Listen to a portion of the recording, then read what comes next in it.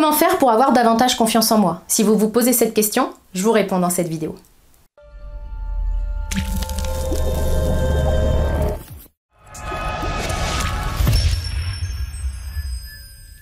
Bonjour, mon nom est Nathalie Martin, je suis coach en éveil de conscience auprès des hommes et des femmes qui veulent une vie remplie de sens et d'abondance à tous les niveaux. Si c'est votre première visite ici sur ma chaîne, soyez les bienvenus. Je vous invite à vous abonner pour avoir en priorité mes prochaines vidéos et également à télécharger mon coffret 3 clés pour redonner du sens à votre vie. Comment faire pour avoir davantage de confiance en moi? Peut-être que si vous regardez cette vidéo, c'est que la confiance en soi, c'est pas votre truc, puis que vous êtes vraiment conscient, vraiment consciente que vous manquez cruellement de confiance en vous. Bon, déjà, je veux vous dire très clairement, vous n'êtes pas le seul à manquer de confiance. C'est un peu le mal du siècle. On peut vraiment s'interroger sur qu'est-ce qui fait que nous manquons aussi cruellement de confiance en nous. Alors, ça ne va pas être le sujet de cette vidéo. J'en tournerai très probablement une autre à ce sujet pour comprendre pourquoi on manque de confiance en nous. Là, l'idée, c'est que je puisse vous donner une clé concrète que vous allez pouvoir appliquer. Je vous la donnerai à la fin de cette vidéo pour que vous puissiez déjà faire des pas avec la confiance en vous, pour que vous puissiez gagner en confiance en vous. Parce qu'évidemment, et je suis sûre que vous en êtes conscient, notre vie, votre vie, n'est pas la même quand vous manquez de confiance en vous ou quand vous en avez. Alors pour vous faire comprendre la clé que je vais vous inviter à utiliser, je vais vous partager une expérience en fait que j'ai faite, une erreur que j'ai faite pour illustrer mes propos. En fait, ce qui s'est passé, c'est que il y a quelques semaines, j'ai envoyé par erreur, mais vraiment par erreur, un mail qui n'avait aucune raison d'être envoyé. Je l'ai envoyé à ma liste, donc à plusieurs dizaines de milliers de personnes qui sont inscrites et puis qui reçoivent chaque semaine mes enseignements en fait ou mes formations. Et je l'ai envoyé, quand je me suis rendu compte de ça, j'ai eu le mode pilote automatique qui est arrivé. Vous savez, et ça vous parle peut-être, hein, toutes les pensées qui débarquent quand on fait une boulette, en fait. Et ça m'a permis de mesurer le chemin que j'ai fait concernant la confiance en moi. Parce que il y a quelques années, si j'avais fait exactement la même chose, hein, si j'avais fait la même erreur, ça m'aurait vraiment rendu malade. Le pilote automatique aurait embarqué là aussi, mais alors vraiment avec un esprit pour me flinguer, pour me dire « Oh là, mais mon Dieu, mais qu'est-ce qu'ils vont penser? Mais t'es nul, c'est ridicule, etc. etc. » Puis j'aurais été dans la panique la plus totale. Quand je faisais une erreur, c'est ce mode panique-là hein, qui débarquait. Puis si vous manquez vraiment de confiance en vous, je sais que vous savez de quoi je parle. Vraiment, on a l'impression que c'est la fin de nos jours et que vraiment on a fait quelque chose de grave, alors que c'est qu'un mail là, dans ce cas-là. Donc c'est vraiment ce mode pilote automatique là que j'ai expérimenté et qui débarquait à chaque fois que je faisais une erreur pour me faire imaginer le pire, pour vraiment me flinguer. Ce qui s'est passé cette fois-ci, c'est qu'effectivement, je ne me suis pas réjouie d'avoir fait une boulette. Hein. Je me réjouis jamais. J'ai une valeur d'excellence très très forte dans mon entreprise, pas de perfection, mais d'excellence, qui fait que quand il y a une erreur, quand il y a une coquille, c'est pas des choses que j'apprécie. Mais en même temps, le mode pilote automatique, il a duré juste quelques minutes où je me suis dit « Merde, c'est pas vrai, qu'est-ce que t'as fait ?» etc., etc. Mais tout de suite après, je suis passée en mode solution, en me disant, en relativisant, puis en me disant « Bon, il n'y a pas mort d'homme, c'est un mail.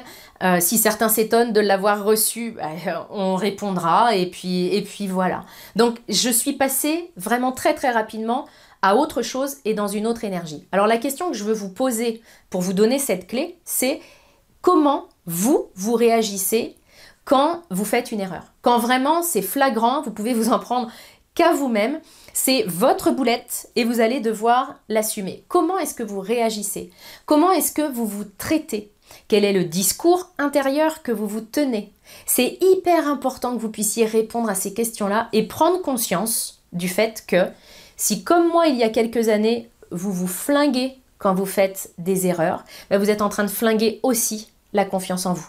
Donc, la clé que je vous propose dans cette vidéo, c'est de vous y prendre autrement. Pour augmenter votre confiance en vous, arrêtez de vous taper fortement dessus à chaque fois que vous faites une erreur. Puis j'aimerais déjà dans un premier temps que vous définissiez à quel moment vous pensez que vous commencez à faire une erreur. D'accord? C'est quoi une erreur pour vous? Et puis comment vous réagissez quand effectivement bah, vous faites une boulette. Parce qu'il est là votre axe de travail. Alors je vous rassure tout de suite, hein, parce que notre petit hamster, il nous dit, bah ouais, mais si j'arrête de me taper dessus quand je fais des erreurs, du coup, je vais tomber dans le je m'en foutisme, et puis je vais faire n'importe quoi. Non. Entre se flinguer quand je fais des erreurs et chercher à faire des erreurs et m'en foutre complètement, ça, ce sont deux extrêmes. Il y a une juste position. Très souvent, vous m'entendez dire que tout est une question de curseur.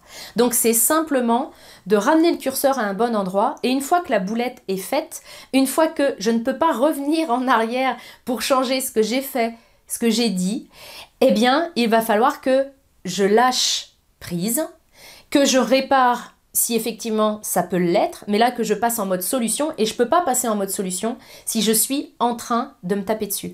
Donc je vous invite à lâcher la dictature que vous vous imposez, à savoir il faut jamais que je fasse d'erreur parce que je dois être parfaite.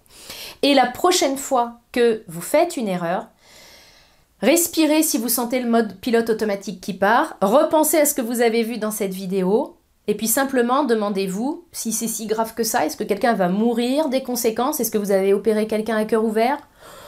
Dans la plupart des cas, on est d'accord que la réponse, c'est non. Puis simplement, demandez-vous si vous pouvez réparer. Si oui, faites-le. Puis si vous ne pouvez pas réparer, lâchez prise. Lâchez-vous la grappe. Et ce que vous faites pour vous, je vous invite à le faire aussi pour les autres. Parce que dans le mail que je vous partageais, là, que j'ai envoyé par erreur, j'ai une personne, une sur plusieurs dizaines de milliers, qui m'a écrit, mais qui était vraiment excédée par cette erreur. Et ça en dit long sur l'intransigeance que cette personne a envers les autres. Elle ne supporte pas les erreurs des autres, mais tout le monde est humain. Et elle ne supporte donc pas ses propres erreurs. Hein. Ce que je fais envers les autres, je le fais envers moi aussi.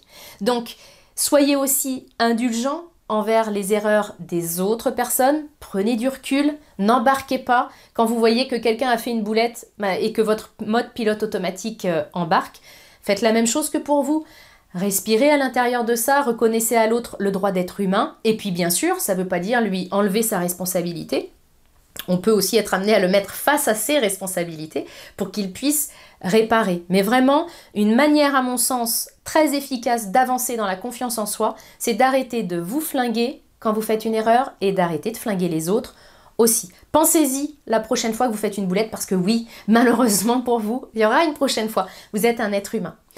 Si vous voulez aller beaucoup plus loin qu'avec cette vidéo, vous pouvez télécharger mon guide. Il s'appelle les 3 clés essentielles de la confiance en soi. Vous allez avoir le lien en dessous cette vidéo, dans la description. C'est vraiment un guide qui va vous permettre, c'est un mélange de contenu et d'exercice, d'accord, de théorie et de pratique, parce que c'est dans la pratique que vous allez augmenter en confiance en vous, et il va vous permettre de vraiment comprendre comment vous allez pouvoir exploser positivement votre confiance en vous.